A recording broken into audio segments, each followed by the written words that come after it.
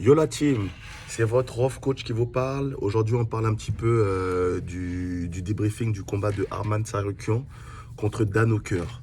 Donc, le combat a eu lieu ce week-end et je voulais revenir un petit peu sur ce combat-là et sur la suite pour Tsarukyan.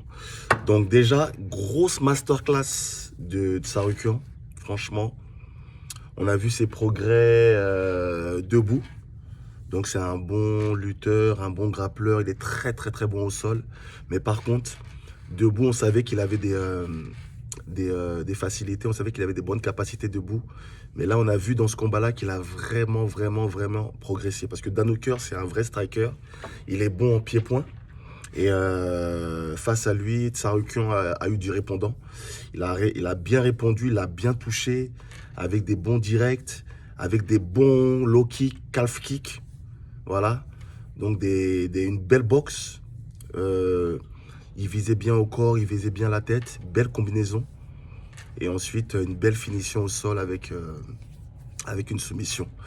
Donc voilà, victoire, je veux dire, méritée. Et surtout, c'était pas une surprise. Parce que même si j'ai pas fait de vidéo d'avant-combat, j'étais pas le seul. Hein. On voyait, franchement, même au niveau des pronostics, au niveau des cotes, on voyait tous Tsarukyan gagner. Mais par contre, pas de cette manière-là. On le voyait gagner, mais pas aussi, pas avec cette masterclass. Donc là, c'est vraiment une masterclass qu'il a fait. Il était numéro 1 déjà, juste derrière Ilia Topuria. Et aujourd'hui, il est toujours numéro 1. Donc aujourd'hui, qu'est-ce qu'il reste à faire? C'est quoi la suite pour lui? Donc la suite pour lui, bah, c'est un combat face à Topuria. Hein. C'est vraiment un combat pour la ceinture. Donc là, dans cette vidéo, je voulais parler de ça. Je voulais te parler du fait que Topuria, ouais, je vais le dire. Topuria évite Tsarukyan. Voilà. Il y a Topuria, il évite Tsarukyan. Il veut pas. Ce week-end, il y avait le frère de Topuria qui combattait sur la même carte. Donc ils se sont croisés à plusieurs reprises. Donc Tsarukyan, lui, il a dit qu'il était concentré sur son combat. Donc il voulait pas parler de Topuria tant qu'il n'avait pas fait son combat. Tout à fait, chose tout à fait honorable. Et je trouve que c'est très intelligent de sa part. Mais du côté de Topuria, silence radio. Donc c'était des esquives. Ça évitait de se regarder. Ça s'évitait du regard.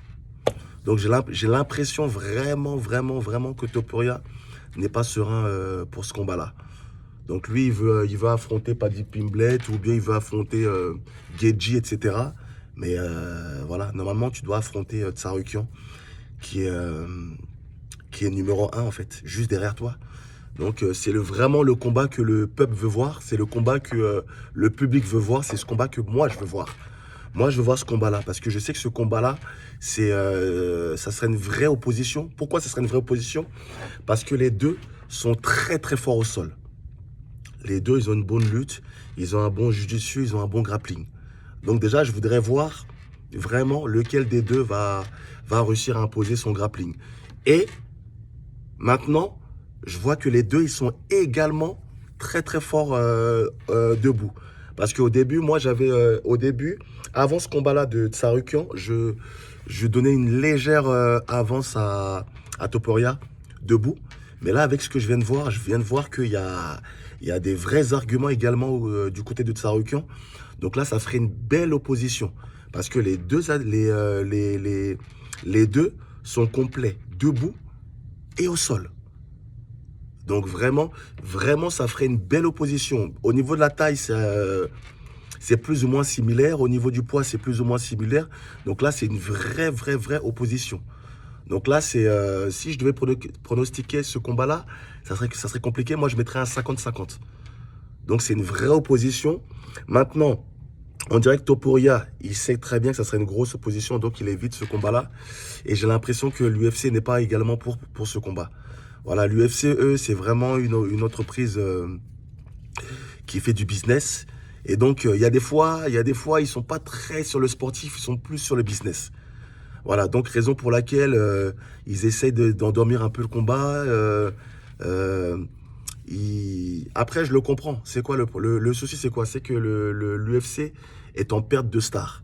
Donc là, au niveau des stars, t'as Alex Pereira qui est une grosse star. Je parle des grosses stars, hein.